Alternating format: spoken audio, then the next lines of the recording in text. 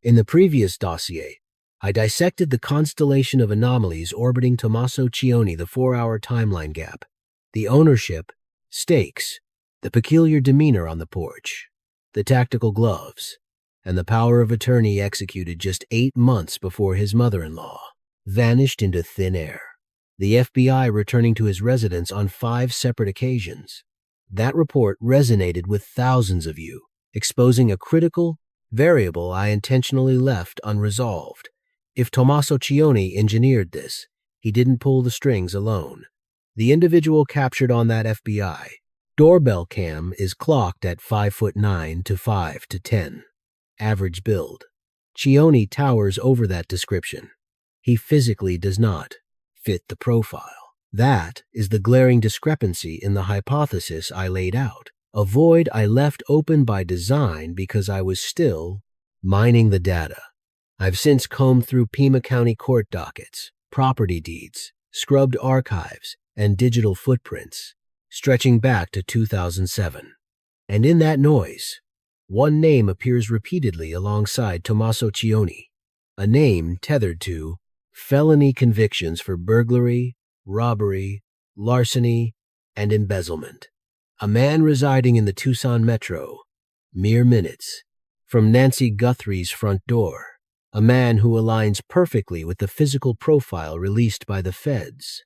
This briefing is about him. His name is Dominic Aaron Lee Evans, and his ties to this investigation run far deeper than surface-level reporting suggests. The narrative begins in the digital classifieds. Back in April of 2007, 3 men in Tucson, Arizona, crossed paths through the most routine means possible. Dominic Evans, a percussionist, connected with guitarist Walter I. Gonalves Jr. via a Craigslist listing. Tomaso Chioni, a fresh transplant from Tuscany, Italy, arriving only a year prior, answered a call in the Tucson Weekly. They assembled a group. They christened it Early Black, indie post-punk, heavy on the shoegaze and grunge, the type of sound that packs dive bars in university towns but never quite breaches the mainstream charts. Dominic was on the kit. Tomaso handled bass duties and vocals. Gonalves covered guitar and backup singing. They laid down their debut tracks at Loveland Studios in Tucson, dropping the record in 2010 to favorable nods in the local press. They gigged around Tucson, Phoenix, and Flagstaff. They built a regional cult following, but they never hit the big time. The title of that debut LP is Life, Love, Murder. I need to stop right here. I'm not looking to spin a narrative out of thin air. Countless bands utilize dark, edgy imagery. In isolation, it means absolutely nothing. But place it against the backdrop of Nancy Guthrie's fate. Place it next to the man who played on that very album, now under the microscope of digital sleuths for a potential link to a kidnapping. And those words land with a different weight than they did in 2010. You don't need my commentary. The resonance is undeniable. But what signifies more than the track list is the bond the band signifies. A friendship spanning nearly 2 decades between Tomaso Chioni and Dominic Evans. These weren't kids growing up on the same block. They weren't high school buddies reconnecting. These were adults who located each other through the want ads in 2007 and forged a brotherhood in the rehearsal room, the studio, and on the road across Arizona. By the time Nancy Guthrie went missing in January of 2026, Tomaso and Dominic had been in each other's orbit for 19 years. 19 years isn't a casual, not at a party. That is a deeply entrenched alliance. It's the kind of proximity where you learn a man's patterns, his financial pressure points, his skill set, his vulnerabilities.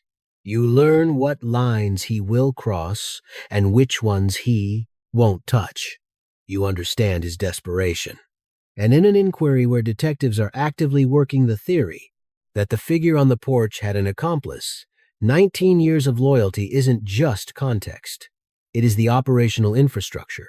Tomaso married Annie Guthrie in September of 2006, a year before Early Black came together. This confirms that for the entirety of his dynamic with Dominic Evans, Tomaso was already embedded in the Guthrie clan. Every interaction between these two over those 19 years occurred against the backdrop of Tomaso's union to Nancy Guthrie's daughter. Dominic would be privy to the family dynamics. He would know about Savannah.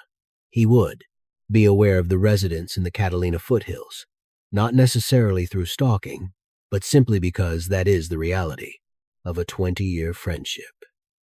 The details of one life bleed into the other. Go ahead and drop a theory in the comments section by the end of this broadcast, because the intel I'm about to unveil has not been analyzed with this degree of granularity anywhere else. Let's proceed. Dominic Aaron Lee Evans holds a criminal dossier in Pima County, Arizona. The rap sheet includes felony burglary, robbery, larceny, embezzlement, and DUI. This data was first brought to light by the investigative handle on X, formerly Twitter, known as @JLRinvestigates, who circulated a capture of the docket from the Arizona Pima County judicial system. Various news syndicates have since picked up the trail on this criminal background. I need to break down exactly what these charges imply, because when you dissect the criminal history here, the specific charges aren't just legal labels, they are behavioral fingerprints. Take burglary. In Arizona, this isn't defined as shoplifting or petty theft. The statute specifically targets individuals who unlawfully enter or remain in a structure with the intent to commit a felony. We aren't talking about slipping a watch into a pocket. We are talking about the violation of a sanctuary, a home, a building, a private residence. The legal framework for burglary aligns with chilling precision to the events that unfolded at Nancy Guthrie's estate on the night of February 1st. An intruder breached the perimeter with a dark objective, robbery. And robbery is a distinct beast from simple theft because it introduces the element of violence or the threat of harm. It is an active, aggressive crime. It demands a face-to-face confrontation. It requires the perpetrator to look a victim in the eye and take what they want through sheer intimidation or physical force. The shadow that moved through Nancy Guthrie's home that night didn't just steal an heirloom. They stole a human being, an 84-year-old woman with a pacemaker and difficulty walking. Abducting her required crossing a massive psychological barrier, the willingness to physically dominate and overpower a vulnerable person. Most citizens cannot flip that switch, but a man with a prior robbery conviction, he flipped it a long time ago. Then you have theft and embezzlement. These are crimes of calculation.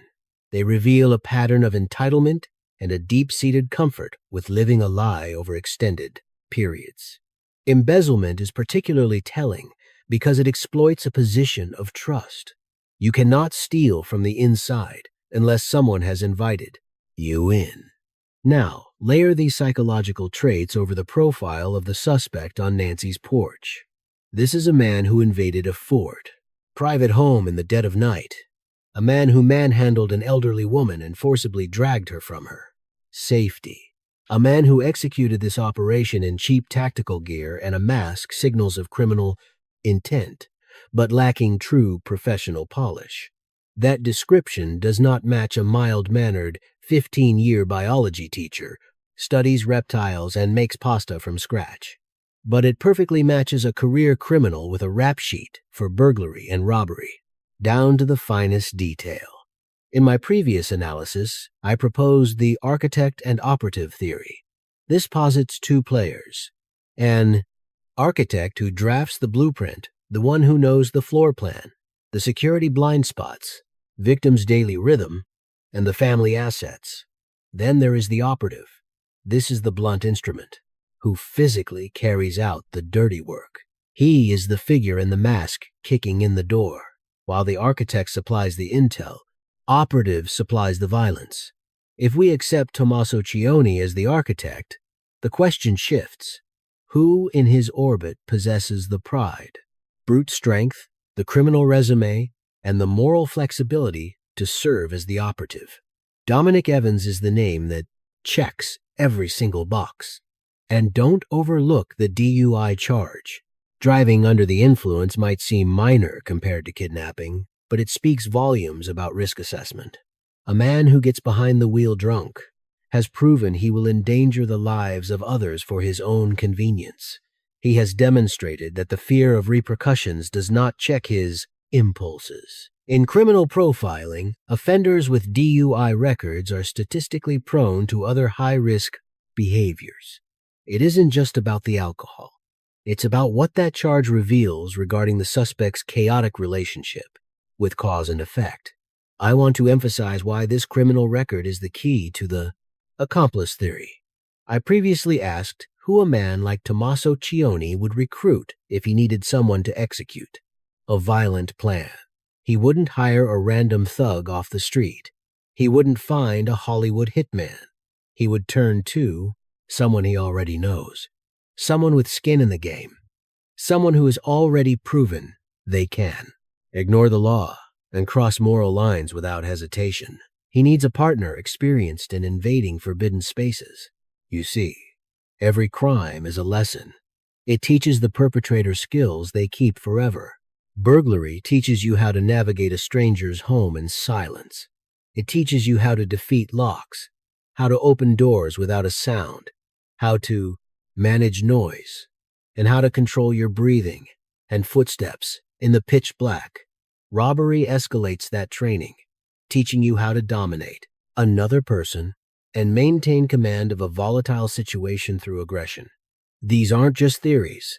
They are practiced disciplines, and once you learn them, they don't leave you.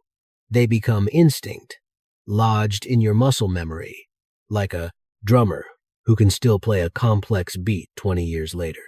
The FBI has reconstructed the suspect's movements on that porch. He moved through the darkness. He knew the camera angles. He cut the feed. He breached the home. He confronted an 84-year-old woman and forcibly removed her from the premises. He exited without alerting the neighbors. He scrubbed the evidence along his escape route and vanished into the night. That is not the work of a rookie. That is the work of a veteran, someone who has practiced the dark arts of entering, confronting, and taking what isn't his long before this night. Taking. That is the specific language. These are the verbs that have surfaced before, etched into a Pima County court docket next to a specific name, Dominic Aaron Lee Evans. However, we need to draw a sharp line between confirmed fact and internet speculation. No agency has officially branded Dominic Evans a suspect. The Federal Bureau of Investigation has not linked him to this case in any public statement. The sheriff has not uttered his name. Every detail I am about to lay out comes from open records, accessible reports, and cold, observable data. I am not accusing Dominic Evans of playing a role in the vanishing of Nancy Guthrie. I am simply illustrating why the public has turned its investigative gaze in his direction. The FBI profile of the phantom figure captured on the Guthrie doorbell camera describes a male standing 5'9" to 5'10", of average build. Facial hair is visible behind the mask, suggesting a mustache or goatee. He carries a black 25-liter Ozark Trail hiker backpack. He was also equipped with what looked like a belly band holster strapped haphazardly over a heavy jacket. Former FBI profiler and supervisory special agent Jim Clemente spoke to Fox News Digital, noting a critical anomaly. What appears to be a mark, possibly a tattoo, visible on the suspect's right wrist in the grainy footage. Clemente explained that if this is ink, it becomes a binary filter for investigators, a way to definitively rule suspects in or out. It could be the key for the public as well. The moment the Bureau released those frames and that physical profile, digital sleuths began the work of cross-referencing features against the known associates in Tomaso Chioni's orbit. Dominic Evans became the primary person of interest for these online communities. Users pointed out Evans's athletic frame and facial hair, which matches the dark mustache and goatee seen on camera. Some claim the structure of the lips and eyes is a haunting match. Others dug into early archival footage of the band, claiming to identify a tattoo on Evans's wrist. Now, we must address the scientific limitations of this analysis. Overlaying still frames from a low-fidelity doorbell sensor against high-resolution photography is a practice fraught with error. Lighting variances, camera angles, digital compression, and the obscuring nature of the mask, these variables make a positive visual eye impossible from the public feed alone. I am not going to stand here and declare that the man on the porch is Dominic Evans based on a split-screen comparison. That would be reckless. But here is the forensic reality. The physical parameters established by the FBI do not eliminate Dominic Evans. The height bracket of 5'9" to 5'10" fits his stature. The description of an average build fits. The facial hair aligns. And that potential wrist tattoo, if verified, would shrink the suspect pool dramatically. Jim Clemente is not some amateur speculating from a basement. He is a veteran of the Bureau who spent a career dissecting this exact type of evidence. When he suggests a tattoo could break the case, he is signaling that the FBI is likely already focusing on that detail, already running it against databases of known offenders. And there is another detail from the Bureau's profile that has been lost. In the noise about facial features and ink, the height, 5'9" to 5'10".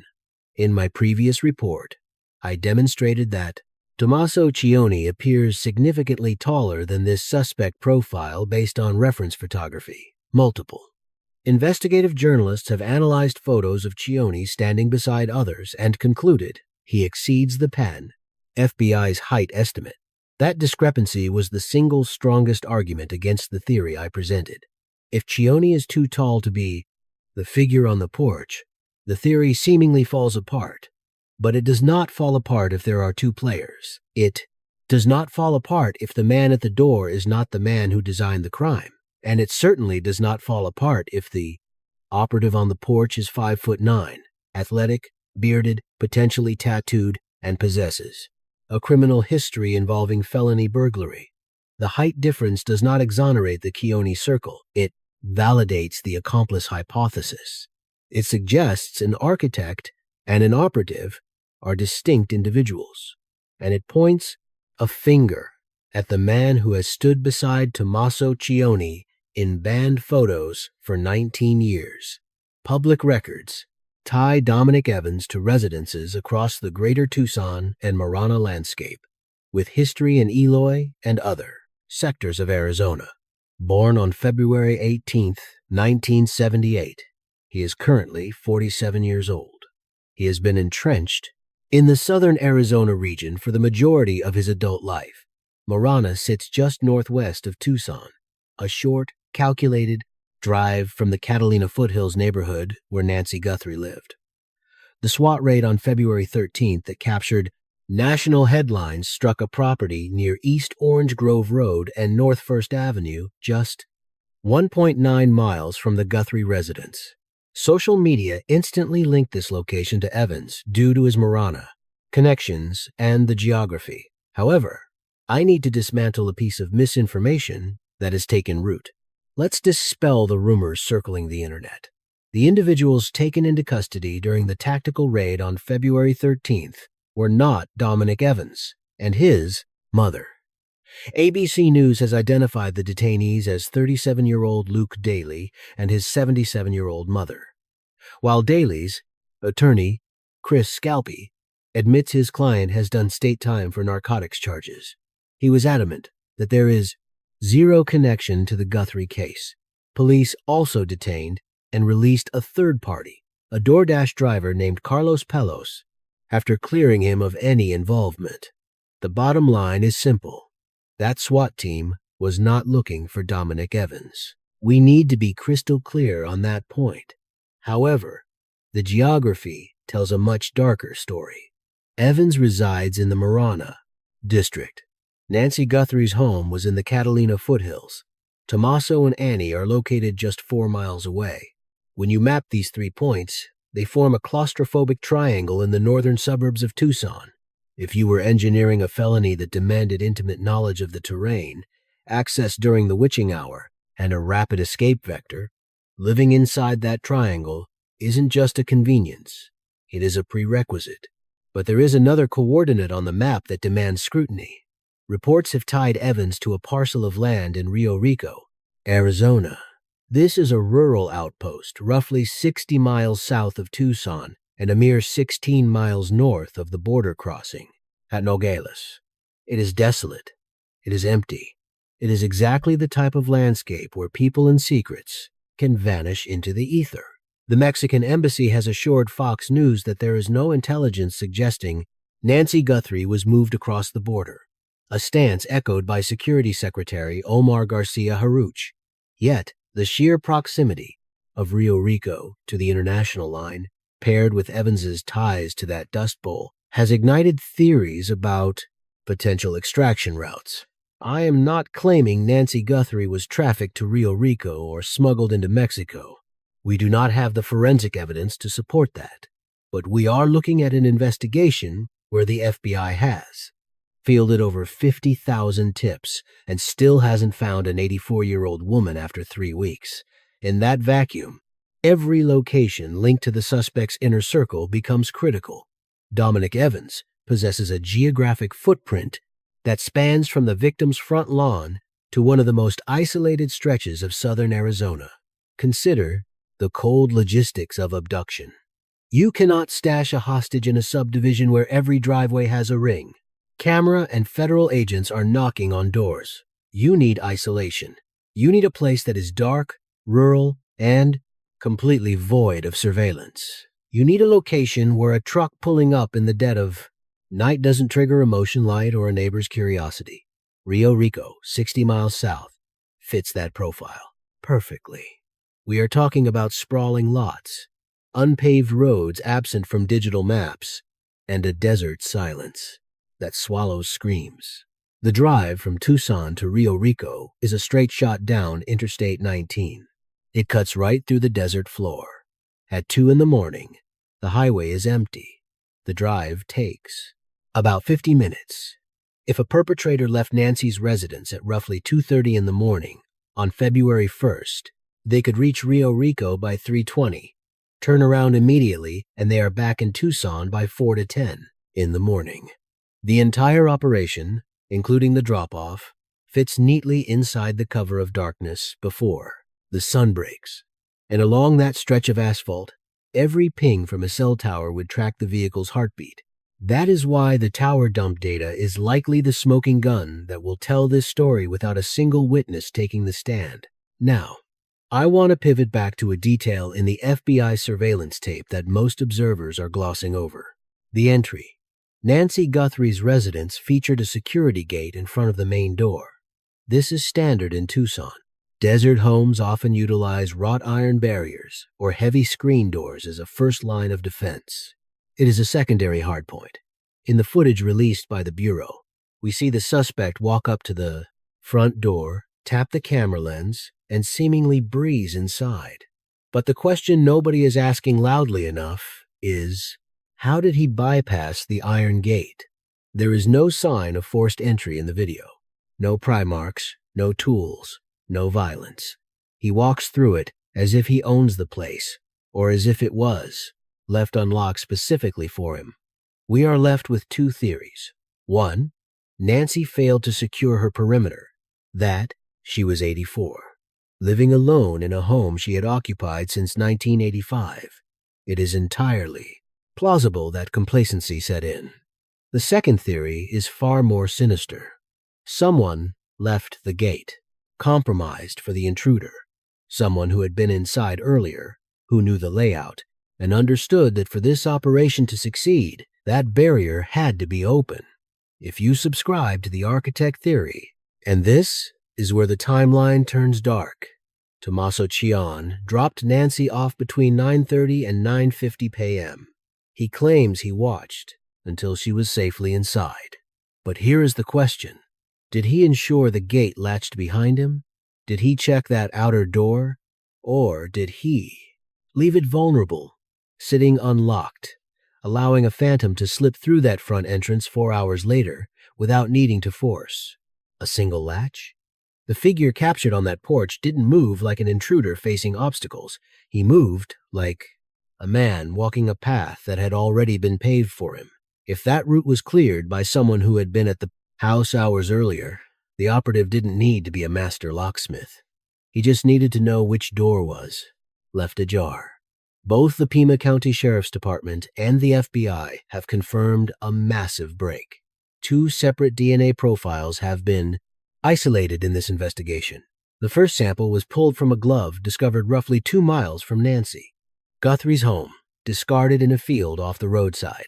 The Bureau states that this glove appears to be a visual match for the gear worn by the suspect in the doorbell footage. The genetic material on it belongs to an unidentified male. It excludes Nancy, excludes her family, and hit no matches in CODIS, the FBI's national criminal database.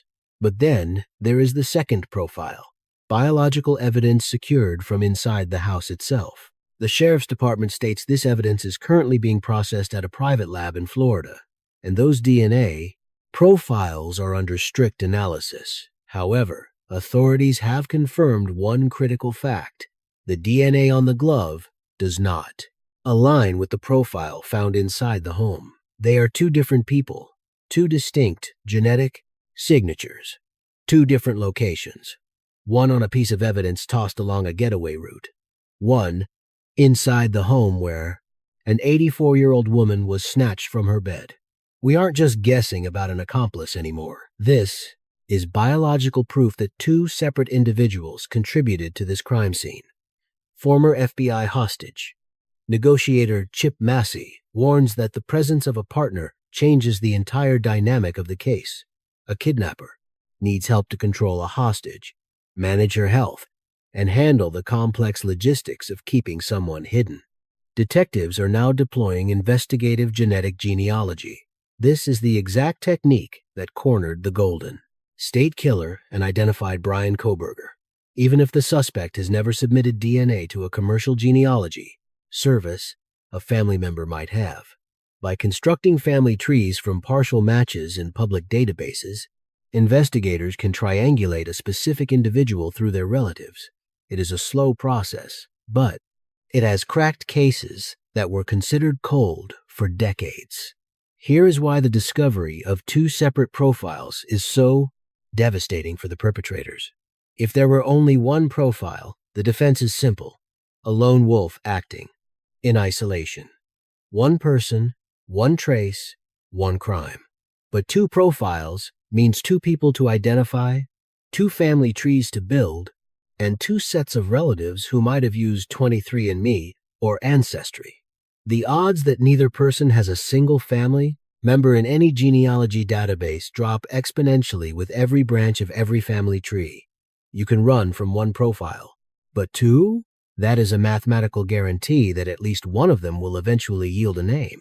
And if one of those names links back to the man who dropped Nancy Guthrie off 4 hours before she vanished, or to the man who played drums beside him for 19 years, then every coincidence I laid out in my last report and every detail I am presenting here stops being a coincidence. It becomes a conspiracy, and the DNA will be the proof. I want to return to that FBI footage one last time, because there is a behavioral nuance that takes on new meaning when you view it through the lens of the accomplice theory. The Bureau released both video clips and still images from Nancy's doorbell camera. Some analysts, including private investigator Steve Visser, have raised the possibility that the footage actually captures 2 different people at different times that night. One image shows a figure carrying the backpack and holster. Another image appears to show a person in similar clothing, but missing the tactical gear. The build and posture appear subtly different. Fox News reported that this prompted speculation from both experts and online sleuths that a second suspect may be visible in the footage. If this is correct, if the Footage captures two different men on Nancy's porch at different points. Then the two DNA profile. Finding has visual confirmation. It means this crime wasn't committed by one person making multiple trips. It was executed by at least two people working in coordination. One may have been responsible for disabling the camera, securing the perimeter. The other may have been responsible for the breach and removing Nancy. Think about the logistics of taking an 84-year-old woman with a pacemaker and limited mobility from her home in the dead of... Under the cover of darkness, everything slows down. You can't rush an extraction like this. You can't just hoist her over a shoulder and sprint to a getaway car. She has to be guided. She has to be walked, perhaps even supported, down the driveway and loaded into a vehicle staged far enough away to dodge the neighborhood surveillance grid. That kind of maneuvering eats up the clock. It takes time. And while those seconds are ticking away, someone has to be the eyes and ears. You need a spotter ensuring a porch light doesn't flick on, checking that no patrol cars are cruising by, making sure a neighbor's dog doesn't pick up a scent and start barking. The man inside the house handling the victim cannot effectively watch the street at the same time. Strategically, that demands a second operator. Sheriff Nanos was explicit in his interview with the BBC. He believes Nancy Guthrie was a chosen target. This wasn't a crime of opportunity. She wasn't a random grab. She was selected. And when you decide to snatch an elderly woman from her own residence in a sleepy subdivision with poor lighting and scattered security cameras, you don't make it up as you go.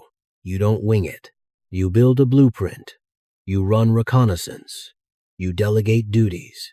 The dry run on January 23rd, the strategic blinding of the cameras on February 1st, the extraction of a fragile target, the scattering of evidence across a 2-mile stretch, and the absolute evaporation of the victim without a single forensic thread left behind for 3 weeks.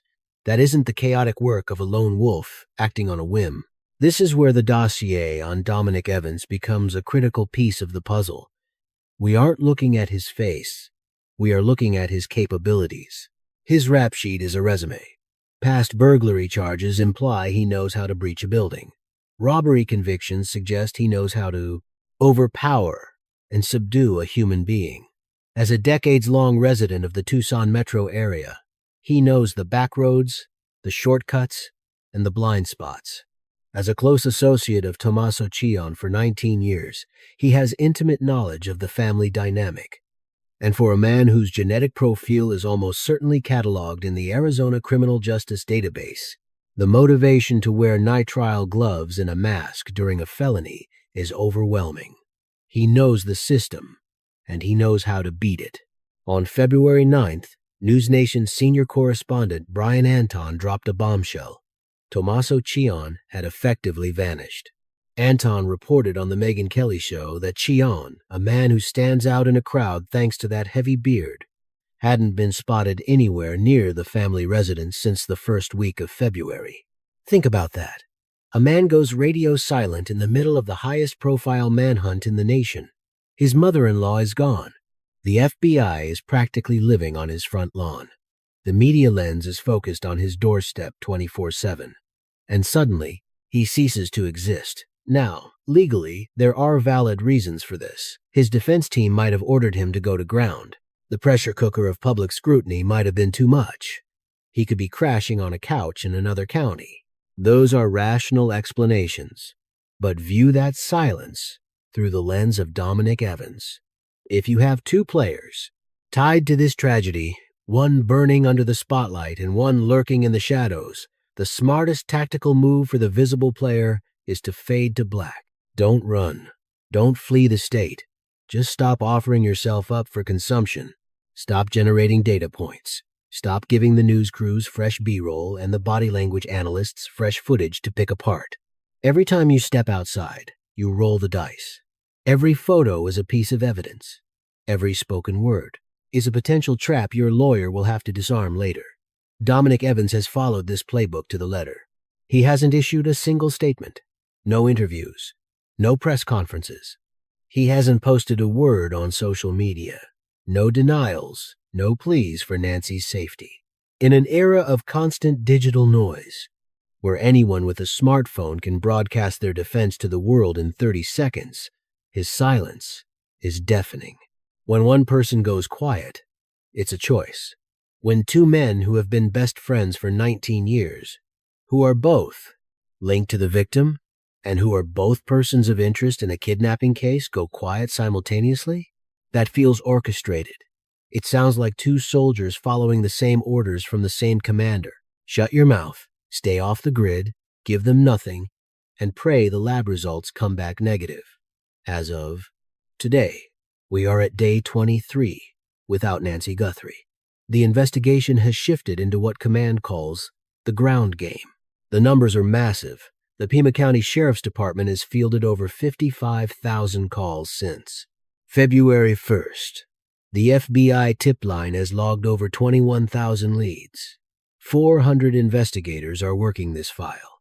The bounty for information leading to Nancy, or an arrest, has swelled to $200,000, thanks to a private donor. Detectives are currently squeezing Walmart for data on that Ozark Trail backpack carried by the suspect. Sheriff Nanos highlighted this as a major lead, confirming that the bag is a Walmart exclusive. They are now drilling down with store managers across the state, trying to pinpoint exactly how many of those units moved in the last 30 to 60 days, and if they can link a purchase to a specific credit card, scrutinizing those specific transactions. Detectives are also zeroing in on a distinctive holster captured in the surveillance footage, circulating photographs to gun shops throughout the Tucson region. The sheriff has noted that this holster possesses highly specific, identifiable markers.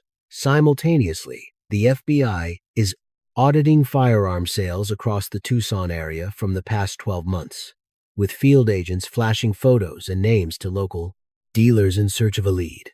On the forensic front, they are running advanced genealogical tracing on the DNA samples. They are partnering with tech firms to salvage fragmented data from Nancy's home security servers. Above the desert floor, the search is taken to the air, using a signal sniffer, a specialized Bluetooth interception tool mounted on a helicopter, scanning the grid for the faint electronic pulse of Nancy's pacemaker. Savannah Guthrie has taken to Instagram with a series of desperate video pleas, begging for her mother's release and urging the abductor to realize it is not too late to walk away. But beneath these public appeals, there are troubling indications that the inquiry is hitting a wall. ABC News reports that sources close to the investigation admit the most promising leads are dissolving into nothing. The DNA fragment remains unmatched. No new surveillance angles have surfaced. No getaway vehicle has been identified. Insiders tell ABC News that authorities are bracing for a strategic shift. The case may soon transition to a maintenance phase, scaling down to a lean, long-term task force.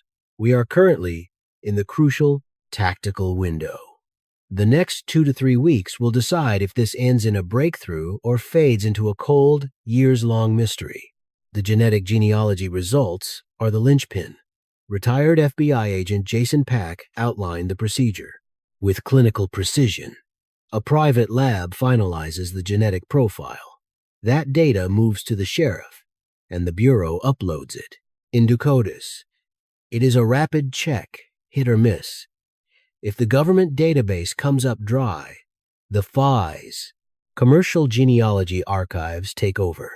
They look for distant cousins, partial matches, constructing a family tree that slowly tapers to a single name. In my previous briefing, I detailed how the backward walker footage from January 23rd established a secondary timeline a previous night, where the predator was on the prowl, and likely making mistakes. This becomes vital when viewed through the accomplice theory. If this was a two-person operation, the value of the digital footprint doubles. The cell tower triangulation isn't just hunting for a single ghost that appeared at the rehearsal on January 23rd and the abduction on February 1st. They are hunting for a pair. Two devices pinging in close proximity on both nights. Two signals moving in tandem along the same highways, mirroring each other's timeline. Two devices shaking hands with the same cell towers in perfect sequence. The prowler on January 23rd might have been running a solo drill. But if the partner theory holds, it is highly probable that both perpetrators were present for the dress rehearsal. One acting out the intrusion, the other sitting in a dark car nearby, clocking the neighborhood's reaction, timing the gap between the motion sensor tripping and the dog's first bark. A real rehearsal doesn't just audit the actor, it stress tests the entire production. And that is the fatal flaw for these criminals. You can fabricate an alibi for February 1st. You know the event is scheduled. You prep. You leave your primary phone on the nightstand. You drive a clean car. You vanish digitally. But January 23rd, that was meant to be a secret. No one was ever supposed to see it. The Ring camera wasn't supposed to catch the figure walking backward. The dog wasn't supposed to sound the alarm. The homeowner wasn't supposed to upload the clip. Because the perpetrators felt safe that night, they almost certainly got sloppy. Personal phones in pockets, personal vehicles on the road. They connected with cell towers along the route. And all of that digital exhaust is preserved in the archives of every telecom provider covering northern Tucson. If the Bureau executes a tower dump for January 23rd and layers it over the data from February 1st, and two specific phones pop up in both sets' phones, registered to associates, people who live nearby, perhaps with a 19-year history, the net doesn't just tighten, it snaps shut. Amidst the forensics, a series of bizarre ransom demands have been fired off to the press. TMZ was targeted with an initial demand on February 1st and 2nd, asking for millions in Bitcoin. That note included a wallet address. Then came a second message, a third, and a fourth. The final email, arriving February 16th, claimed the sender knew what they witnessed 5 days prior, south of the Pria's border, and that they were silenced, insisting they knew the abductor's identity and that it was definitely Nancy. Investigative journalist and former FBI profiler Jim Clemente, alongside ransom specialist David Levon, have dissected these communications. Levon highlighted a peculiar detail. The sender refused to touch an initial $50,000 payment until an arrest occurred, at which point they expected the FBI to transfer the remaining $50,000. The writer claimed he's rolling the dice on his own safety and potentially his liberty. Levon read between the lines and saw a source who wasn't just observing from a distance, but standing right next to the fire, terrified of getting burned, close to the flame. That specific phrasing haunts this investigation. When you analyze the ransom note, it doesn't sound like a cold call from a stranger looking for a payday. It feels like the voice of an insider, someone operating in the shadows. They know the truth. They didn't pull the trigger, but they are paralyzed by the fear of being tied to the abduction. Yet, fear hasn't stopped them from seeing a chance to cash in on what they know. Look at that first message, sent to TMZ. The tipster uses a very specific designation. The main individual. Not the kidnapper, not the suspect. The main individual. That is corporate speak. It implies a chain of command. It suggests the writer is fully aware that this wasn't a solo act, that there is a boss, and there are subordinates.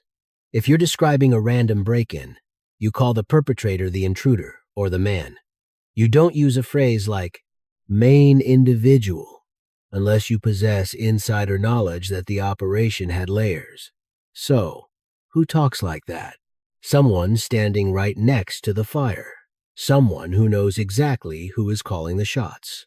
They are gambling with their life because they know the net is widening and they don't want to get caught in it. Ask yourself, is this just a random person who stumbled onto a clue? Or does this sound like a player on the fringe of a conspiracy? Someone deep enough to know the secrets, but not important enough to be protected. They are watching the walls close in, trying to cut a deal before the lab results identify them. If the accomplice theory holds water, then the circle of people who know Nancy Guthrie's fate isn't limited to just two men. You have the drivers, The lookouts, the people who secured the safe house, or the ones who were sworn to secrecy later. And right now, every single one of them is glued to the same news feeds as the rest of us. They see the forensic updates. They hear about genetic genealogy. They see the $200,000 reward staring them in the face. And we know at least one of them has already blinked, reaching out to the tabloids from the shadows.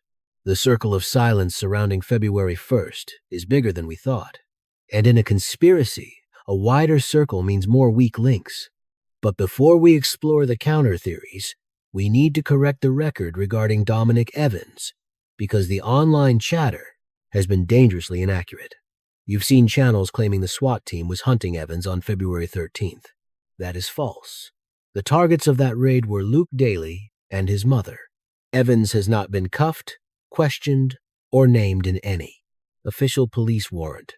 Spinning that raid as an Evans operation isn't just wrong. It poisons the well for legitimate investigation. Then there's the physical evidence. People are calling the gloves found near the victim's home latex. They aren't. They are nitrile. That detail is critical because nitrile is the standard in labs and scientific environments. A direct link to Tomaso's line of work.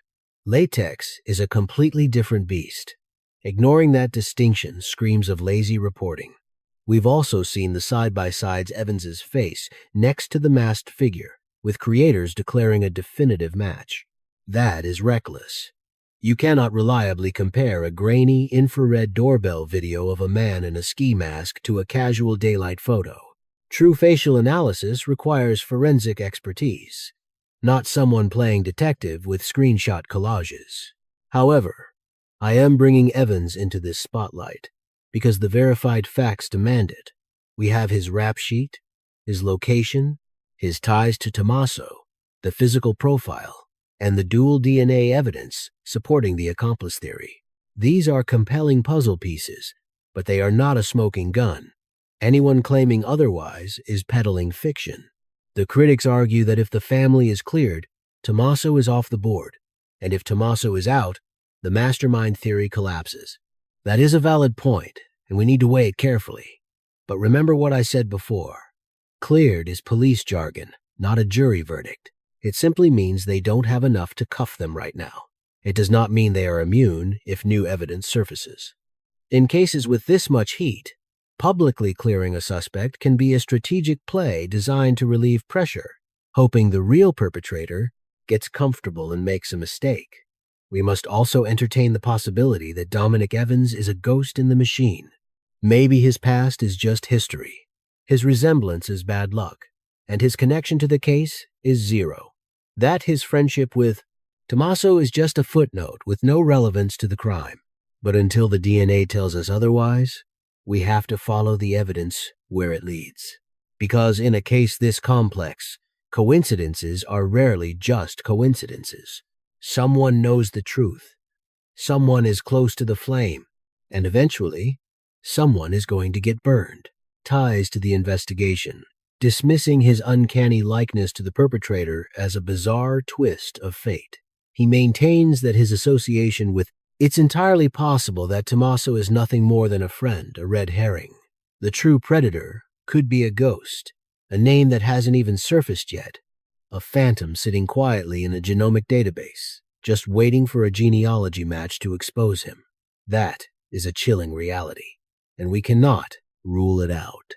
In the previous briefing, I laid out the theory of Tomaso Chioni as the mastermind, but today, I've built the profile of Dominic Evans as the operative, the muscle, a man with a rap sheet stained by felony burglary and robbery, a subject who aligns perfectly with the FBI's physical profile, a man who has been embedded in the life of the victim's son-in-law for 19 years, a local who operates in the immediate kill zone, a musician whose debut album was titled Life, Love, Love, Murder. But I need to leave you with a detail that the mainstream coverage has completely missed. The reason the Evans connection is critical isn't just about facial features. It's not about a wrist tattoo or some grainy side-by-side comparison on a subreddit. It is because he is the missing piece. He resolves the single glaring contradiction in the Tomaso Chioni hypothesis. Last time, the counter-argument that did the most damage was height. Tomaso towers over the figure seen on that porch. If he is the lone suspect, the theory crumbles. But the framework holds if you introduce Dominic Evans, a man with the correct height, the correct build, the criminal background, the location, and the direct link to the person who dropped Nancy Guthrie off just 4 hours before she vanished. Remove Evans from the equation, and the Tomaso theory fails. Slot him back in, and the puzzle becomes terrifyingly complete. This isn't a verdict, but it is a profile. And profiles are the scaffolding detectives use to organize chaos until the hard evidence speaks. The DNA will talk. The genealogy will talk. The cell tower pings will talk. And when they do, this theory will either solidify into a conviction or shatter into dust. But consider one final variable. The bounty now sits at $200,000. That kind of cash isn't just for a random witness. It is bait for anyone who knows anything. If there is a tight-knit circle of conspirators who know exactly what went down on the night of January 31st, 200 grand is enough to test their allegiance. It tests brotherhoods. It strains the bond between two men who met through a classified ad in 2007 and jammed together for nearly 2 decades. Money changes the calculus of silence, especially when the alternative is a genetic match bringing federal agents to your doorstep at dawn. I'm not saying he's guilty. I'm saying that when those lab reports come back, his name is a variable the investigation cannot afford to gloss over. And if the markers link to anyone in that inner circle, then the album name, the criminal record, the 19-year history, the physical match, the geographic proximity, all of it ceases to be coincidence and starts looking like evidence. The science will decide. It always does. And when the truth breaks, we will be here. Drop your theories in the comments. Where do you stand? What did I miss? What do you think really happened in the dark hours of January 31st? This community has been steps ahead of the official narrative from day one, and I won't stop digging through the archives until Nancy Guthrie is brought home. Hit subscribe, toggle the notifications, and get this video to anyone tracking this mystery.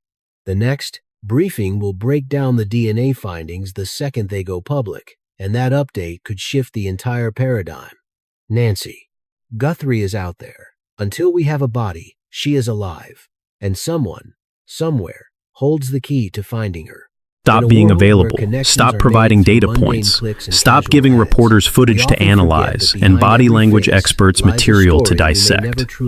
He approached in the dark. He knew the camera layout. He disabled it. He entered the home. He confronted an 84-year-old woman. He physically removed about the limits of this kind of comparison. Comparing still images from a low-resolution doorbell camera to photographs of a person taken in help identify the suspect. He is telling us that the FBI is already looking at this detail. They are already cross-referencing it against known in the man on the porch. Then the Tomaso theory collapses. But it does not collapse if there are two people. It does not collapse if the man on the Arizona region for most of his adult life.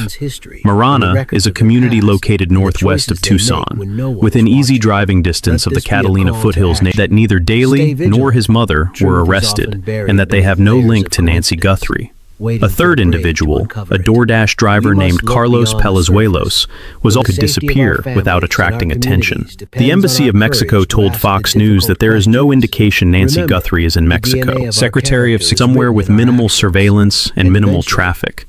Somewhere where a vehicle arriving in the middle of the night